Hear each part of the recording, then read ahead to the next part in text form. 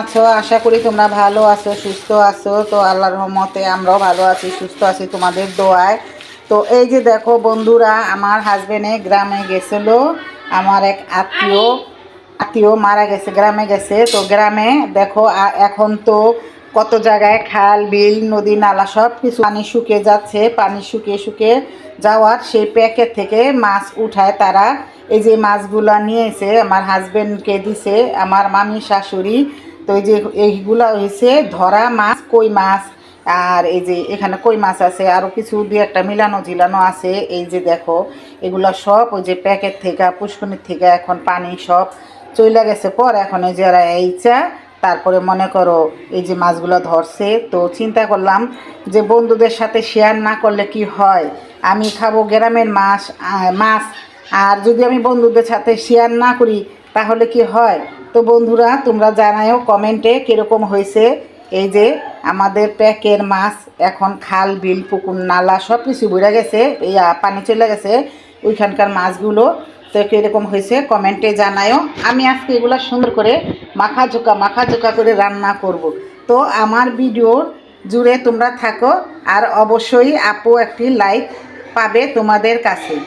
তোমরা এক্ষুনি লাইকটি দিয়ে পুরোটা ভিডিও কন্টিনিউ করবে, পুরোটা ভিডিও দেখবে। তো আমার পাশেই থাকো। এই যে আমি মাছগুলো দিয়ে রান্না করার জন্য এখন যেই টাটকা টাটকা সবজিগুলো পাওয়া যায় গ্রামে বা ঢাকা শহর সব জায়গায়, শীতের দিনে শীতের সবজি খেতে সবাই ভালোবাসো। তো তোমরা কে কে ভালোবাসো শীতের দিনে সবজি খেতে কমেন্টে জানায়ও। এই যে আমি এই সিমগুলো দিয়ে মাছগুলো রান্না করব।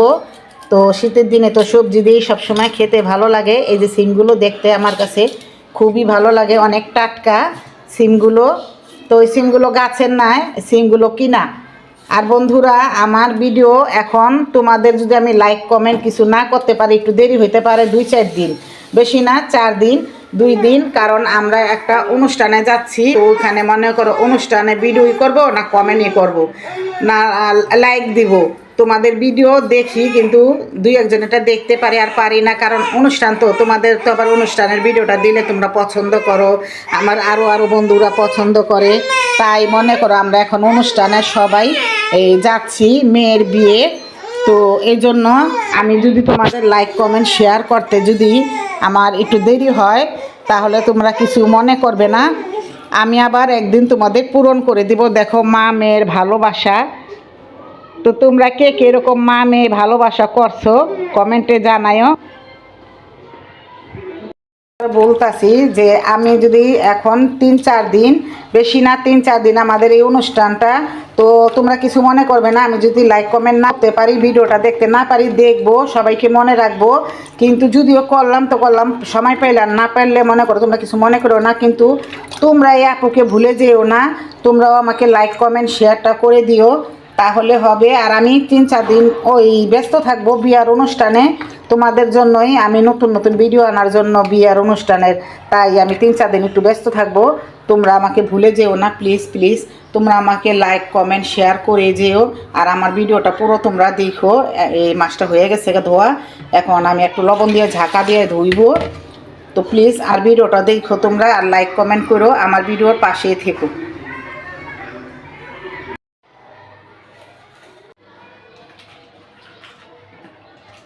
সিম আলু নিয়ে গিয়ে আমি যে মাখিয়ে নিব, এটা হলুদ মরিচ কাঁচামরিচ দিয়ে এগুলো সব মাখিয়ে নিব।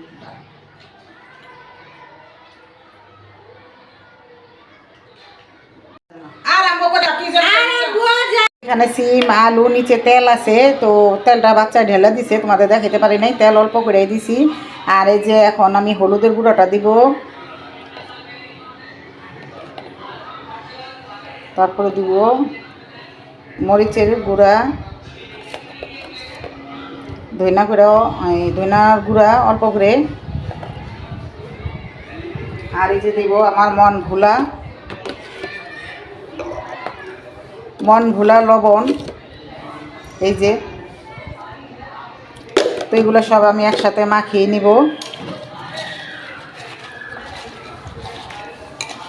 এই যে দেখো আমি তেল দিয়ে দিছি।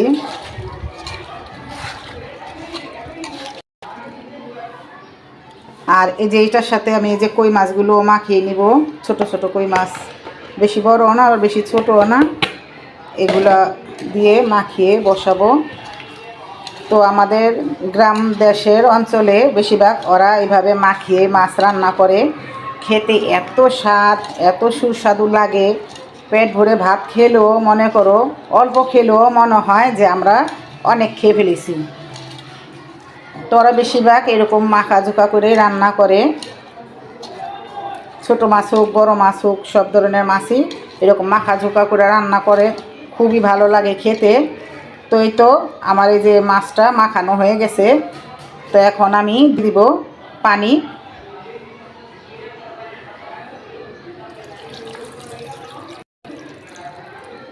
তো আমি আর পানি দিব না বেশি, এটা মাখা মাখা করে রান্না করব।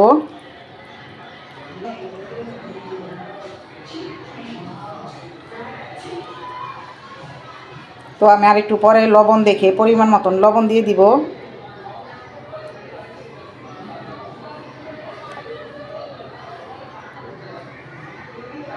মাছ মাখানো হয়ে গেছে, এখন চুলায় বসায় দিব।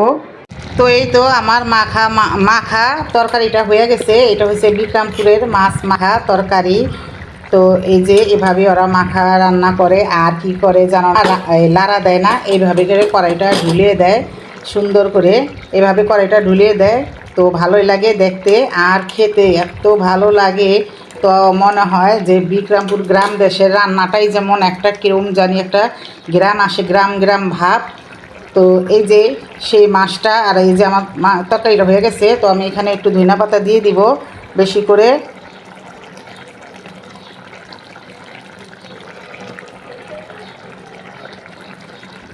এখন একটু ঢেকে দিব।